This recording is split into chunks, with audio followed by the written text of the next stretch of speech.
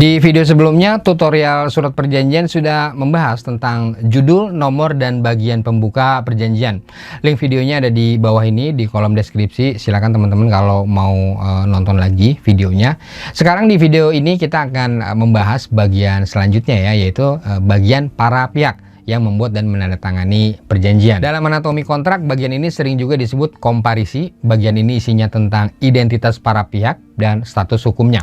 Siapa pihak penjual, siapa pihak pembeli, siapa pihak pertama, dan siapa pihak kedua. Kesalahan mencantumkan identitas para pihak di dalam kontrak bisa membuat kontraknya menjadi tidak sah. Nah, bagaimana cara menuliskan bagian komparisi atau para pihak ini di dalam naskah perjanjian? Simak terus video ini ya.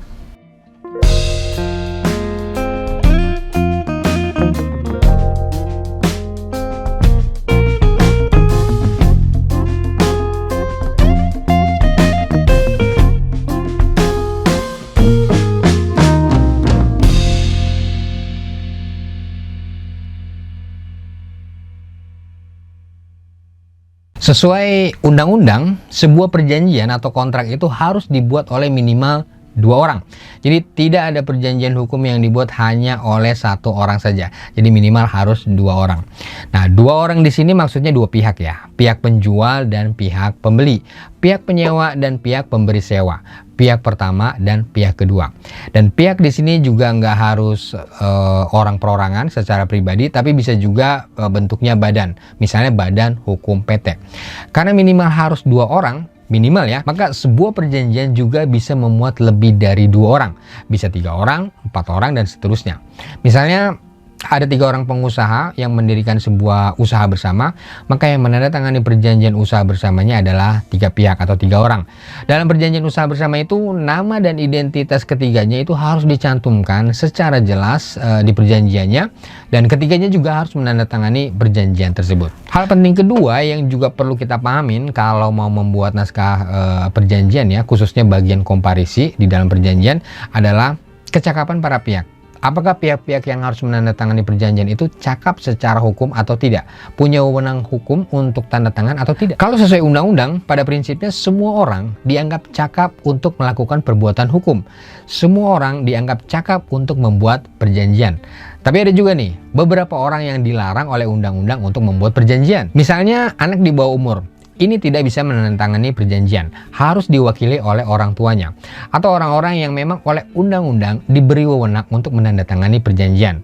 Misalnya seorang direktur perusahaan, sesuai undang-undang perseroan terbatas, ini direktur punya wewenang untuk mewakili PT-nya dan menandatangani perjanjian atas nama perusahaannya. Kalau perjanjiannya antara 2 pihak yang masing-masing sifatnya mandiri, apalagi orang perorangan, ini lebih enak ya, lebih sederhana menuliskannya di bagian komparisi di dalam naskah perjanjian. Misalnya perjanjian sewa menyewa ruko misalnya ya, antara 2 orang, A sebagai pemilik ruko dan B sebagai penyewanya. Menuliskan hubungan hukum mereka di dalam perjanjian biasanya lebih mudah karena para pihaknya dan hubungan hukumnya juga sederhana. Tapi menuliskan para pihak itu di dalam perjanjian akan semakin perlu mendapat perhatian manakala para pihaknya tidak punya kualitas untuk menandatangani perjanjian secara langsung. Di dalam perjanjian pembuatan film dengan artis di bawah umur, artis cilik, biasanya yang menandatangani kontrak pembuatan filmnya itu kan orang tuanya ya, orang tua si artis cilik ini, bukan artisnya langsung.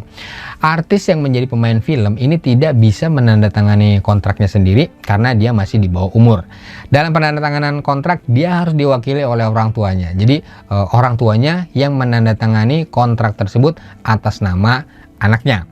Nah, ketentuan ini diatur di dalam pasal 1330 di Kitab Undang-Undang Hukum Perdata, di mana salah satu orang yang dianggap tidak cakap untuk membuat perjanjian adalah anak yang belum dewasa, anak di bawah umur. Kondisi hukum ini harus diterangkan di bagian komparisi perjanjiannya, di bagian para pihak.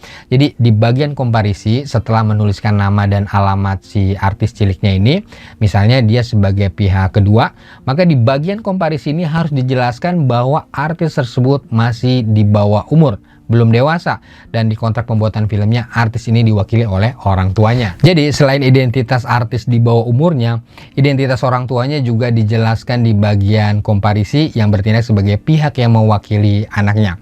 Dan di halaman terakhirnya nanti orang tuanya inilah yang menandatangani perjanjian produksi filmnya untuk dan atas nama si anaknya.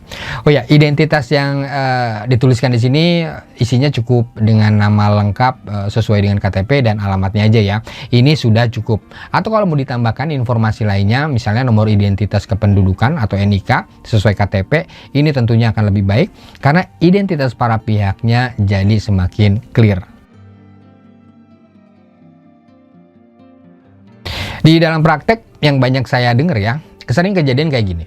Seorang pekerja yang merantau ke kota misalnya ya, dia meminta bantuan saudaranya yang ada di kampung untuk membelikan katakanlah sebidang tanah di kampungnya. Dia minta bantuan saudaranya karena nggak bisa ninggalin kerjaannya di kota, sementara mungkin di kampungnya ada orang yang kebetulan lagi jual sawah dengan harga yang bagus. Yang paling gampang kan minta tolong aja sama saudaranya di kampung untuk melakukan transaksi jual beli tanah tersebut. Jadi dia tinggal transfer aja uangnya ke saudaranya. Nah, apakah ini bisa dilakukan? Apakah seseorang bisa diwakili oleh orang lain untuk tanda tangan perjanjian jual beli tanah? Tentu saja bisa. Seseorang bisa mewakili kepentingan hukum orang lain atau pihak lain sepanjang ada pemberian kuasa.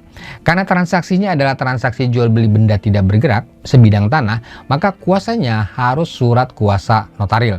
Surat kuasa yang dibuat oleh notaris.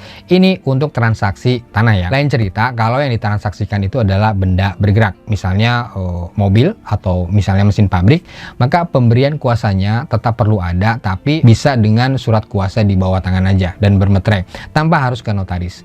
Jadi setiap orang bisa memberikan kuasa kepada orang lain untuk mewakili kepentingan hukum orang tersebut, termasuk kepentingan hukum untuk menandatangani sebuah perjanjian atau kontrak. Nah, di dalam naskah perjanjiannya sendiri, pemberian kuasa ini perlu dijelaskan di bagian komparisi, perlu dijelaskan siapa yang seharusnya menanggung hak dan kewajiban kontrak dan siapa yang mewakilinya sebagai penerima kuasa.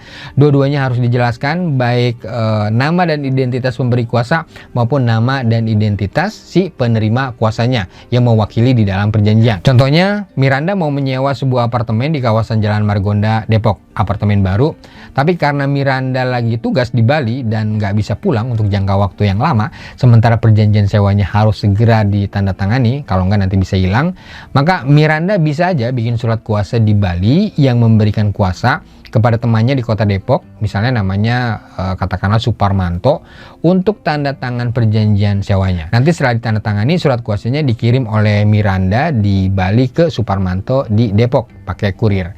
Dengan surat kuasa ini maka Suparmanto bisa mewakili Miranda untuk dan atas nama Miranda tanda tangan perjanjian sewa apartemen. Tapi kalau Suparmanto tanda tangan perjanjian sewanya tanpa pemberian kuasa dari Miranda, maka nanti perjanjian sewanya secara hukum tidak mengikat Miranda sebagai pihak yang paling berkepentingan, tapi bisa mengikat Suparmanto sendiri secara pribadi. Jadi Suparmanto yang punya hak untuk menempati apartemen dan dia juga yang punya kewajiban untuk membayar sewanya.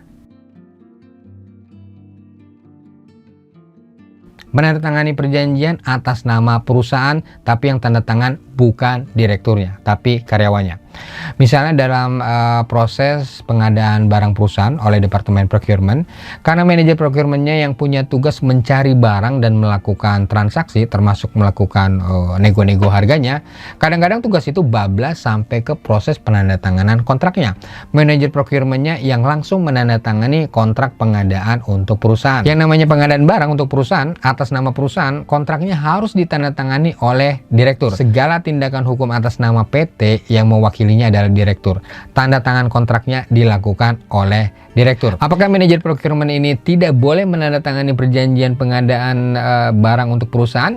Sebenarnya bisa aja, tapi kembali lagi sepanjang manajer tersebut mendapatkan kuasa dari direkturnya. Pemberian kuasa ini bisa dilakukan dengan surat kuasa khusus dibuat pada saat mau bikin perjanjiannya, atau bisa juga diberikan dalam perjanjian kerjanya.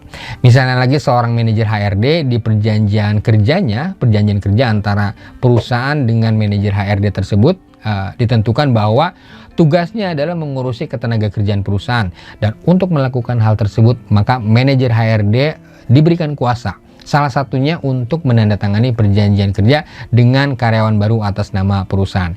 Nah, kalau bahasanya seperti ini, maka manajer HRD bisa saja mewakili perusahaan untuk tanda tangan perjanjian kerja dengan karyawan-karyawan baru perusahaan tersebut.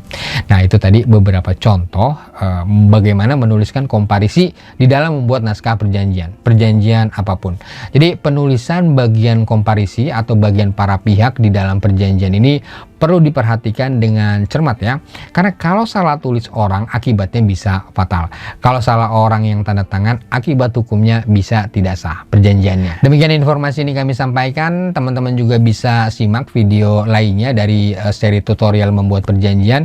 Silakan, kami sudah membuatkan beberapa video teknis tentang cara menuliskan perjanjian. Linknya ada di kolom deskripsi di bawah ini. Silakan ditonton kembali videonya. Semoga video ini berguna buat teman-teman sekalian dan salam.